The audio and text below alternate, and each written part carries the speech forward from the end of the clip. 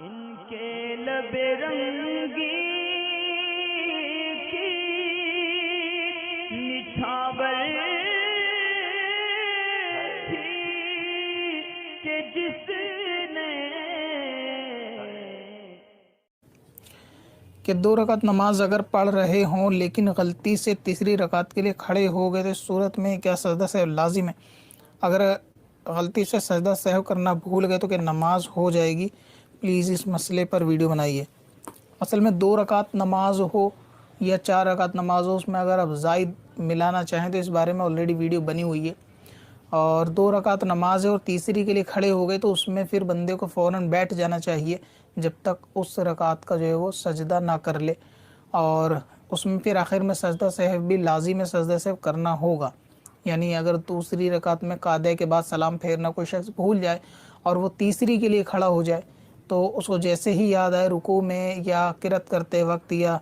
رکوع سے اٹھتے وقت تو وہ فوراً بیٹھ جائے قاعدے میں واپس، اور اتحیات وغیرہ پڑھ کر ایک طرف سلام پھیرے، پھر 2 سجدے کرے، پھر دوبارہ اٹھ کے دونوں طرف سلام پھیر کر نماز کو مکمل کرے، تو اس طریقے سے اس کی نماز پوری ہو جائے گی۔ لیکن اگر کوئی اس کیس میں سجدہ کرنا بھول ہی گیا، یعنی سجدہ سہو کرنا بھول گیا، نماز تو اس نے پوری کر دی اور اس کو بعد میں یاد آتا ہے کہ اس نے یہ 3 رکعت پڑھی ہے اور نماز جو ہے نا سجدہ سہو کرنا تھا یا نہیں کرا، یا پھر 3 رکعت نہیں پڑھی لیکن بیٹھ تو گیا تھا لیکن نماز پوری کر لی، سجدہ سہو نہیں کرا، تو بعد میں اس نماز کو دہرانا ضروری ہے۔ یہ نماز پھر واجب الاعادہ ہوگی، اس کو دوبارہ سے پھر سے پڑھا جائے۔ اور اگر سجدہ سہو نہیں کیا تھا لیکن ابھی کوئی شخص اپنی نماز کی جگہ سے نہیں ہٹا یا کوئی ایسا کام کی جو نماز کو توڑ دینے والا ہو وہ نہیں پایا گیا، مثلا بات وغیرہ نہیں کی یا کوئی ایسی دوسری کھانا پینا اٹھ کے چلنا پھرنا، یہ سب معاملے نہیں پائے گئے، ابھی مصلی پر بیٹھا ہی تھا کہ سلام پھیرنے کے بعد اس کو یاد آیا فوراً کے سجدہ سہو نہیں کیا، تو واپس جو ہے نا ویسے ہی بیٹھ کر دوبارہ سے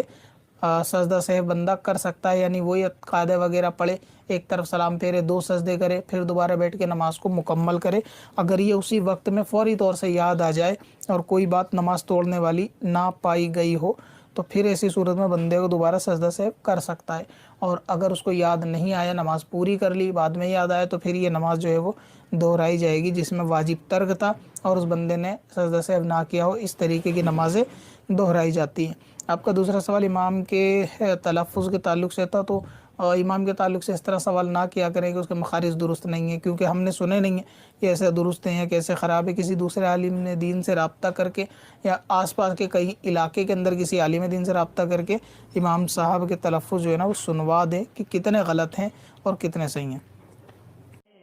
پتھر میں اصل